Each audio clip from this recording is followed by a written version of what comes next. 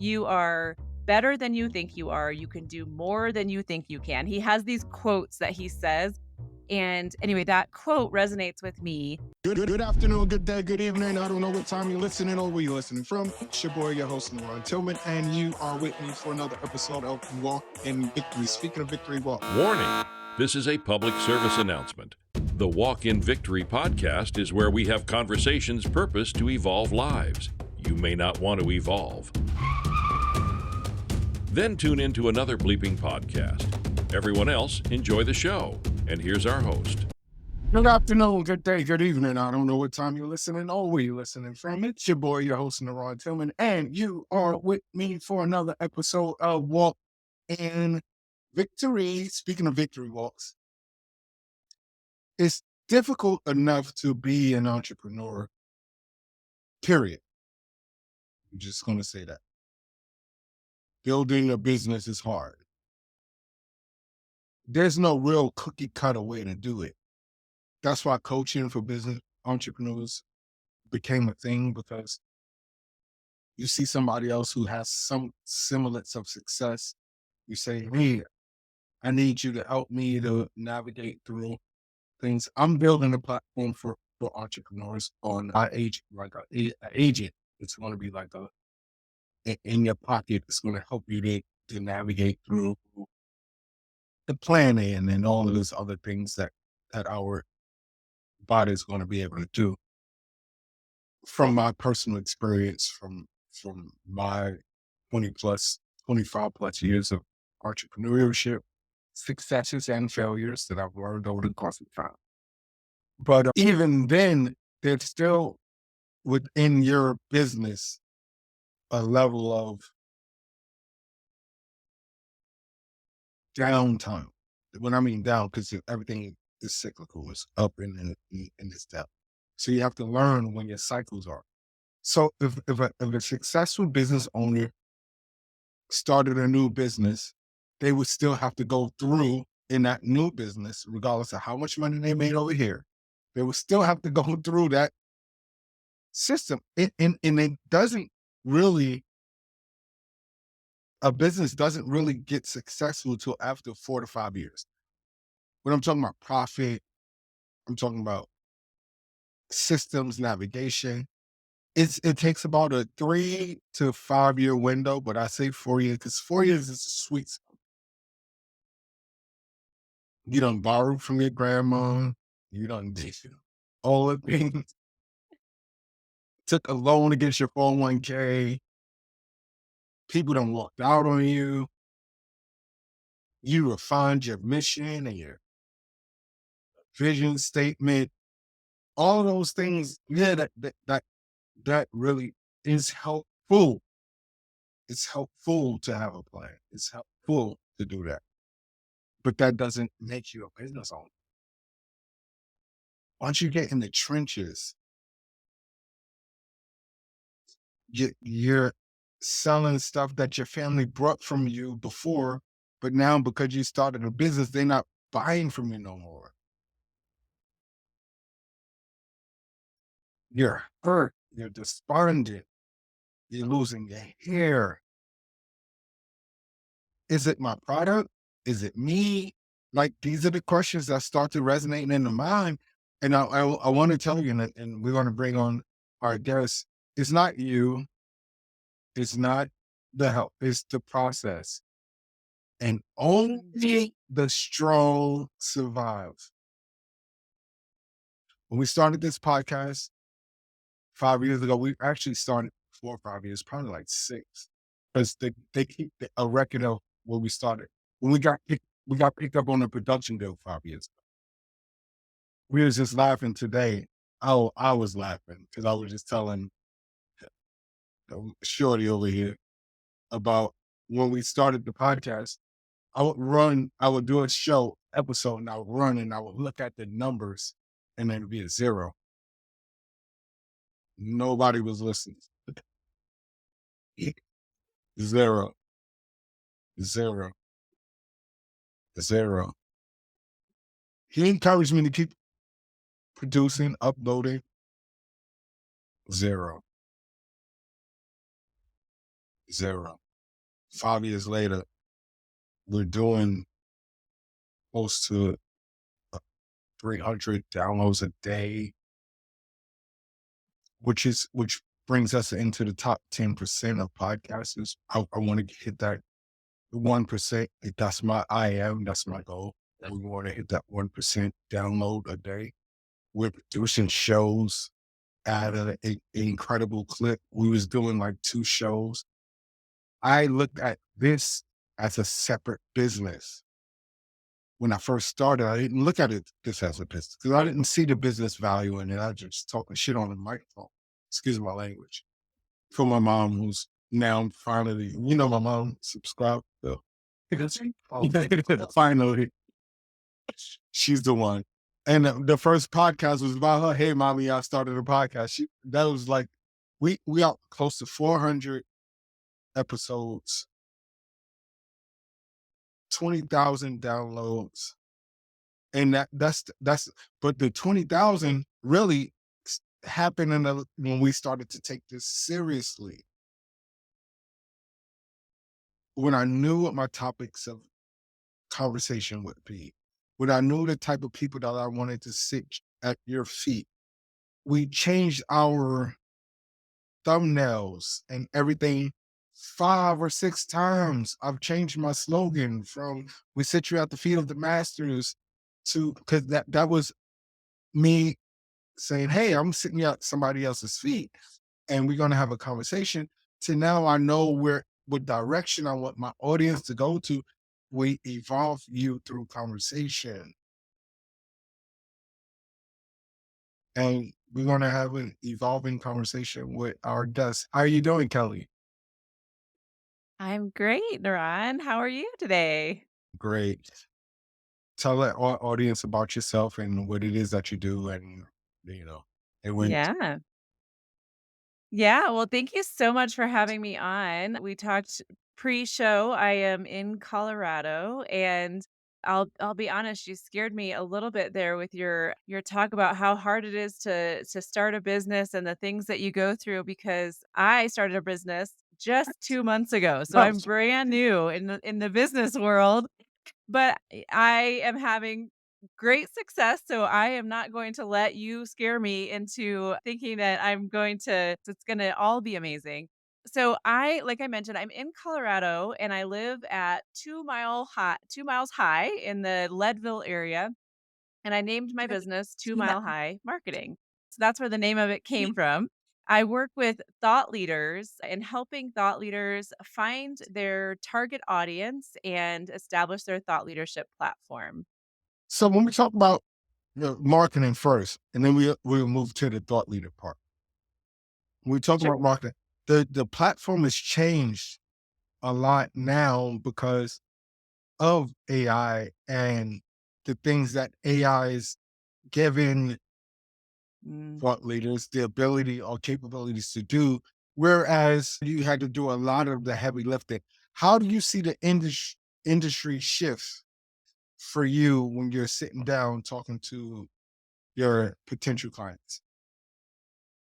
You mean as far as with AI and Yeah. how that affects things? So honestly, one of the things that I said in the first couple of weeks was I could not have started my business before AI existed. Okay. So yeah, so I am so grateful for AI and how much it helps me day to day. When it comes to marketing, I mean, you know this having a podcast.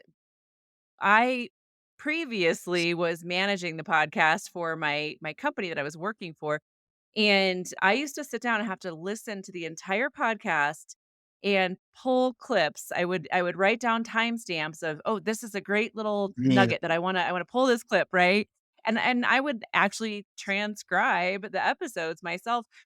And when all of these tools came along, Descript being one of them, I mean, you can get your transcripts super easily, you can pull the show notes, I you love can all description. of this. I mean, it saves me hours of work.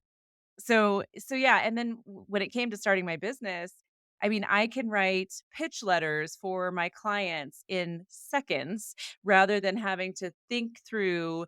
everything I want to say in that letter. I mean, writing a pitch letter to get them a speaking event, for example, might have taken me an hour before, where now it just can take me 5 minutes or less to come up Yeah. with that perfect letter for specific to the event that I want to pitch them to, using their information. AI saves me. I can't even tell you how many hours a day, but it's amazing. So that being said, there's some things that we did as marketers, digital marketers, that AI is taking, like you said, these things. So how have you shifted to still say I can provide for you something that's tangible? Because you know a lot of these things AI is taking off our table. What have you put on the table that makes your industry, our industry, because we both doing the same thing, Yeah. and your business distinct from somebody else's? Yeah. Well, I would say that I think AI is a great resource for people, and it can make things faster. It can take basically people can do things they couldn't do before. But the person using the AI tool, the brain behind the AI tool Still is has to what be is right. really, really important. So yeah. Um, so yeah, I mean, I think in the marketing world, a lot of people are afraid of what AI is going to mean for the future. It is replacing some jobs because it is making things easier and faster and better. But you still need that person who's able to create the prompts to do what is needed to get the final result, right? So I can't just take, somebody j- just, well, it's not probably a good example just out of college, but like I can't just take anyone off the street, right? People out of college are probably more prepared to use AI tools than some of us who have been in this world for 20, 25 years. But anyways, I can't take somebody just off the street and say, okay, like, create this from AI, right? So it's take having the combination of the person who knows how to use the tool and can do the strategic thinking, and then the tool itself, right? So what I do for my clients, it makes my work a lot faster because, like I said, I can create those pitch letters very Yeah, fast. I yeah. can I do workshops with clients where I can take all of the information from the workshop we did, and I can put together a go-to-market strategy for them, not in minutes. I mean, that type of thing, I'm going to have to work with the tool to Yeah, it get has to where we legs. need to Yeah, yeah. go, but it makes it just that much faster where I'm putting together something that's very valuable for the client, but using AI to generate that. So you've been in this industry for for some time, and now I'm not trying to 20, date yeah. you. Yeah. You Yeah, know, yeah. this is your 25-year-old. You've been in this industry for some time. Since I was born, yeah, Yeah, yeah, you're yeah, right. so for 25 years. Where what made you decide to jump into the entrepreneurial portion? Because you're successful, you have a voice, you have a vision, but you were limited or kept to what somebody valued you at. And now you said, you know what? I'm going to value myself more, and I'm going to take my uh, image, take my mindset, and do my own thing. What was Yeah. behind that? Well, that's a good question. So I worked in a company where I helped the company grow to a certain Well, point, yeah, I'm right, from from there. 4,000,000 to Down there. 12,000,000. Mhm. And And they after said, "You ain't that, do nothing, right?" Let me vent for one well, second. no. They was like, "Oh, Yeah, yeah, it go was for it. all us. Yeah. We could have did that without you." No, anyways. That definitely happens in marketing for sure. But in my situation, we got acquired. So it was the new company coming in Oh, yeah. saying those things that you Yeah, said, yeah, right? yeah, So we got acquired, and then the new company was like, "Oh, we got this. We already have a marketing team, right? We don't need you anymore." my little vent on the side is that, Okay. I don't think they totally understood that what got a company from 4 million to 12 million was going to also help contribute to their growth, but, Really? whatever. So yeah, so they decided they could do it in-house, they didn't need me, and when the acquisition happened, I was already starting to think I could see the future. I know where we're going with this, right? I know that my time here is limited. So I was dreaming of what I wanted to do next. I Mm, was dreaming of starting my own thing, starting a company, but I never ever would have taken that step to do it myself. So it was really great to have that push to go, okay, now you go figure it out, right? I've clipped your wings, go and fly. So yeah, so really, like, within about 3 days, I got real clear on, I had been dreaming and, all your dreams are fuzzy. There's all these ideas out there, right? But when it came time to make a decision, it was like, okay, I've got to start making these decisions and moving forward. And so I did. So I packaged up basically what I was doing in my job for my boss into a an offering that I can do for clients. So not just working for one person, but working for multiple people and providing that service of thought leadership development. And you asked about or you mentioned the like how somebody values you versus, getting basically yeah. building your business and the value is unlimited, right? That is something I did not understand until I was in this spot right now. I thought I had an amazing salary. I was killing it, right? And like people were like, what does she even do? She's a corporate badass. Like, that's what I heard from people. And I thought I was killing it.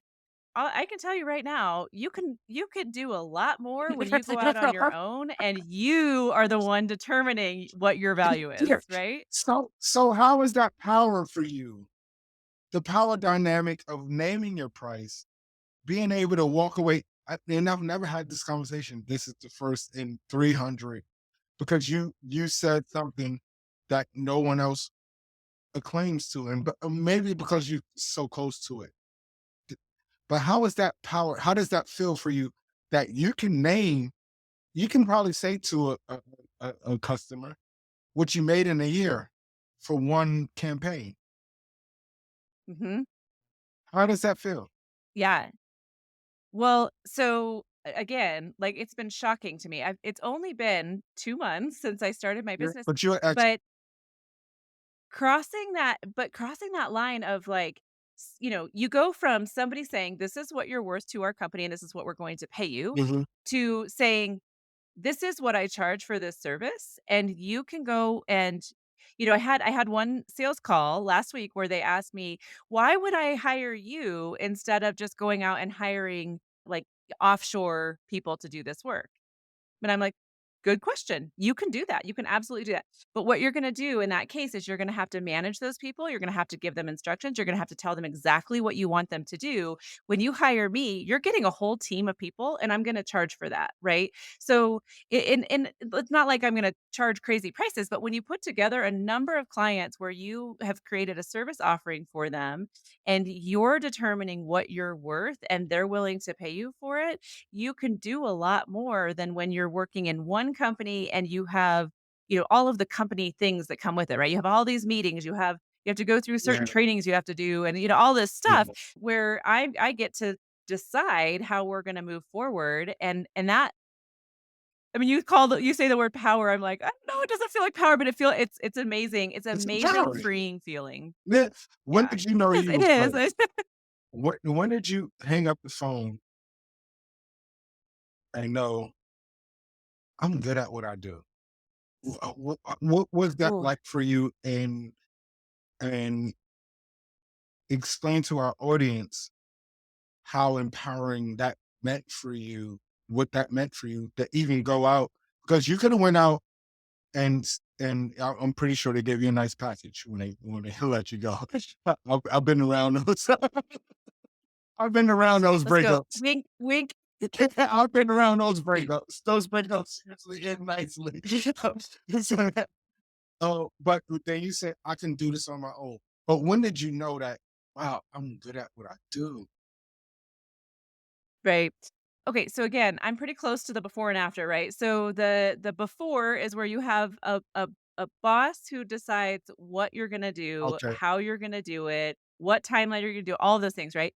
And so I felt very I think I knew I was good at what I did, but I also didn't know how good I was until I had my first couple of sales calls after What? I was laid off, right? And those first couple of sales calls, and I was telling them, "Well, here's what I do. Here's how I do it. Here's my philosophy." And I was just saying it without really thinking. I didn't have a Mhm. sales pitch. I didn't have an approach to anything. I was just having very casual conversations, and they were going, "When can we get started?" And I was like, "Oh, I think I know what I'm talking about." Right? Like, I didn't have that confidence until I did it a couple times and just talked to people very, like I said, very casually, just like, "Hey, what do you need and how do you think I can help you?" And then as I'm telling them, "Oh, well, here's what I think you need, and here's what I think, here's how I think I can help you, and here's how that would look, and here's how we'll work together."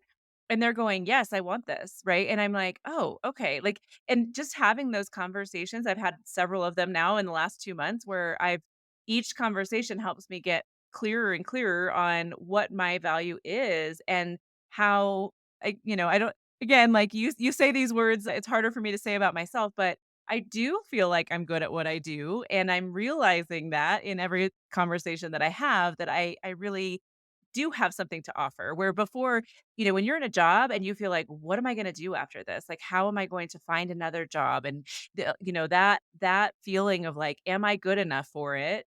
Uh, is a lot different than when you just tell people, hey, here's what I can do for you, and they want it. Like that's what I think led me to realize that I was good at what I It, did. the uniqueness of our show is that we sit people at the feet of the masters, right? And you are one of the masters in your field of expertise. So one of the traits that resonate is you've been in the industry for a while. You've seen the trends, the ups, the downs.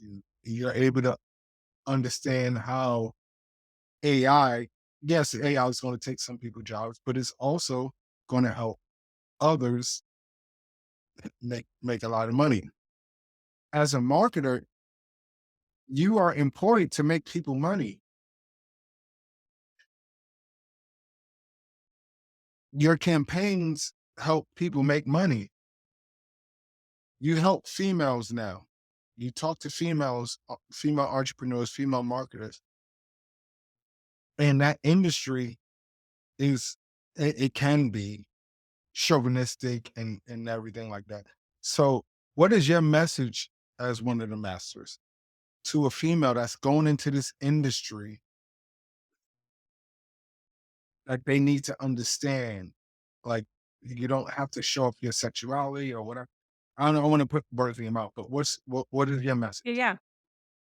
Yeah, so I will say I work with men and women. So a lot of my clients are men, but I have a heart for women in the professional world because where that came from for me is that when I started working excuse me, when I had kids after I started working, I had a lot of pressure to stay home.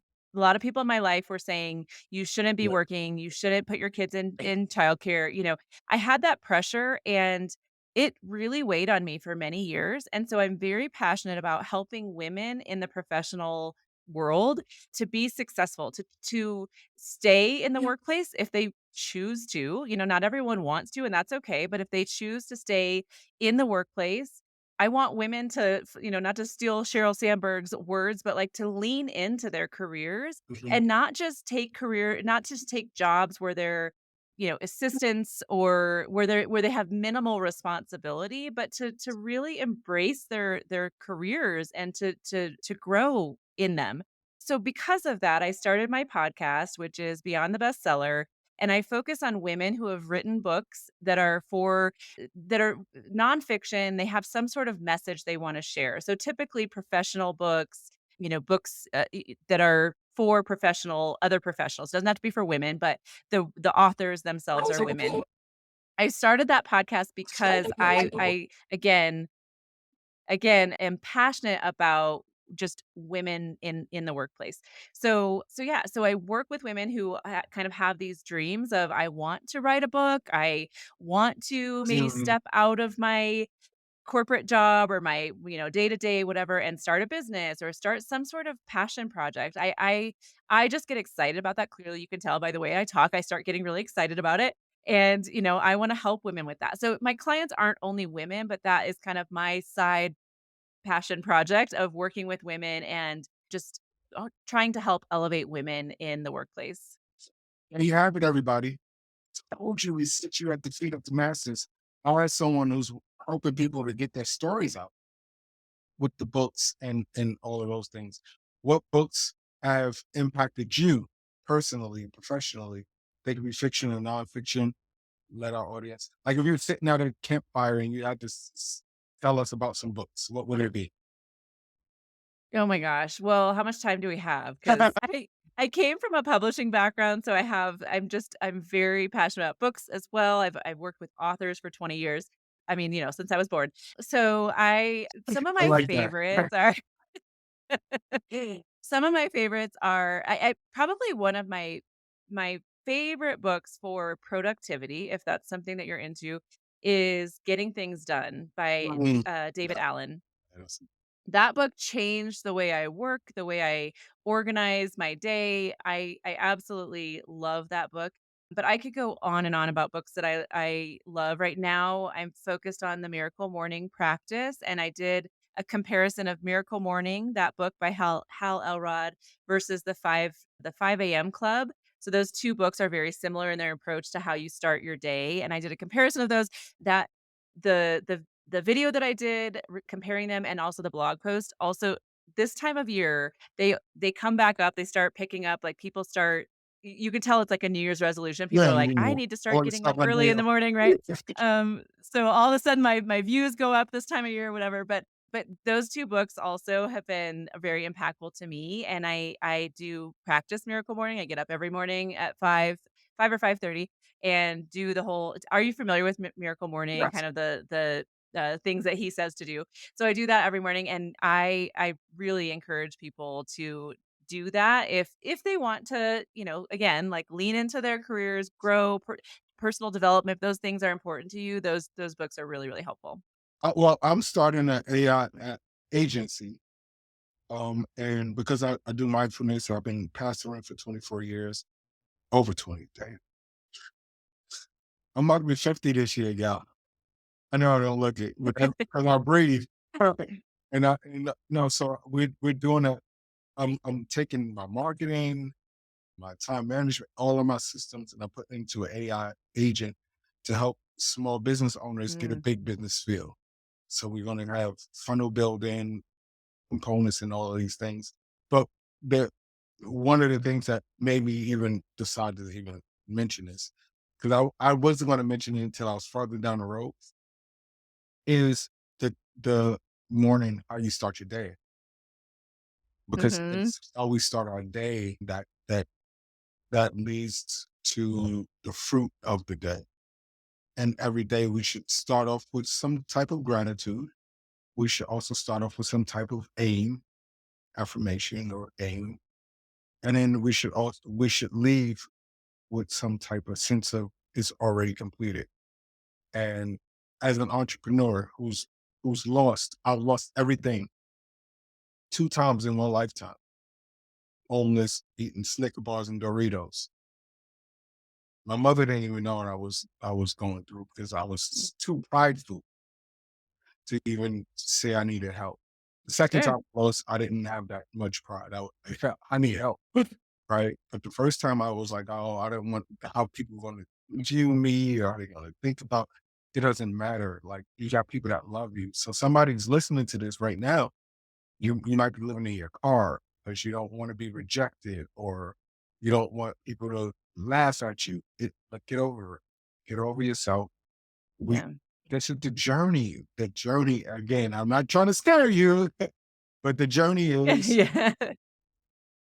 the the journey is the journey. And every business, even if we have financial backing, because most people think that the thing is financial. It may not be finances. It may be that you built a company to go public, and now the board doesn't like your vision, but this is your company, right? So it can be so many things that you don't even realize coming around the Sure. corner. You trust somebody, and they go and empty out the bank account. That happened to me.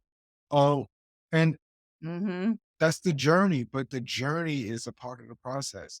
So on your last thing here with me, your journey, if you were to you're talking to the audience, a part of your process, what would you say? Just about my journey. Well, could I wanna back up and say Yeah, something about the AI and Miracle Morning because you made me when you were just talking, you made me think of that. I so Miracle Morning is something I struggled with it even though I've done it for years, I've struggled with, like, coming up with affirmations and spending time on the yeah, visualization. And so there was some and journaling, I never knew what to do. So I this year I sat down and I created an AI prompt to help me every week there you go. generate what those are for me every week. So Sunday I have the prompt and I have it generate like I give it the focus of the week. So you mentioned the focus kind of like this week I'm going to focus on my confidence, right? So with my confidence focus, what are the affirmations? What can I do to visualization and what can my journaling prompts be? And it prepares my whole week for me. So then I don't have to think about it in the morning. Anyway, I wanted to share that little tip because, No, no, um, that's I great. figured I'm glad that you said that because so what our agent is going to do is going to take that visualization, what I call power thinking. So we're going to be able to generate for you the power thinking for the week and help you to scale your business up by looking at what it is that you do throughout the week. But anyway, go ahead. Yeah. So yeah. you finish. Yeah, So no. Yeah, no, I thought you'd like that little tidbit though, that I I'm did. thinking about how I need to do a little post about that to share kind of because it's changed it for me where I love that time in the morning now where it used to be more of a struggle, like, what am I supposed to do? And now I'm like, it's great. And that's all because of AI. But my journey, the what to share about my journey, your last question. So I mentioned to you I live at 2 miles high. I live in a town called Leadville, Colorado, which is a little town, but it's kind of famous in the ultra world, ultra running, ultra or I don't know if they call it ultra biking, but whatever. So like there's a lot of people who are into cycling and running. And the man who runs that program, every year he starts with a big speech to everyone who's going out to run 100 miles. Yeah. And he tells them, "You are better than you think you are. You can do more than you think you can." He has these quotes that he says, and anyway, that quote resonates with me. "You are better than you think you are. You can do Mm, more than you think you can." Maybe you're not going out and running a 100-mile race, that's okay, but what I've learned in the last couple of months when I stepped out on my own and started my own business was that I'm better than I thought I was, and I can do more than I thought I could. And that's my journey message that, I'm still new in this, and I might come back to you when I'm living in out of my car because my business didn't succeed, but I think it's gonna, and I see the future, and I'm doing my visualization, right? So my visualization and more miracle morning is showing me that it's gonna be great, and I'm gonna look back and say this was the best thing that ever happened. there you have it, everybody. Listen, I told you we sent you at the feet of the masters. All of Kelly's information is in the description. I used to put the websites under the description, but what I started to do is in the hyperlink, there's her name, first and last name, and it's going to be her company, and it's going to have an underline under that. Hit that underline. Go and get your clarity call. If you're a business and you need a superwoman to help you propel your business to the next level, because we all do, then Kelly's your person. Let's ride. Let's make sure that we support those that are willing to. And in the clarity call is just that clarity call. We don't ask you for cash The apps or Venmos or anything like that. Listen, we are real people doing real business. We're escalating, and if you're not on 2025 with us, one of my friends, my best friends, called me and said, "Oh man, I listen to your podcast and I really listen because my podcast is not for you. Podcast is for people that want to elevate. I'm not talking about P. Diddy and who's the next guy in the news, Jay-Z. Like, we ain't doing all that. We're talking about how we can change lives for our generations to follow. So Kelly's now a part of our Walk in Victory family, and you are to enjoy the rest of your day. Peace.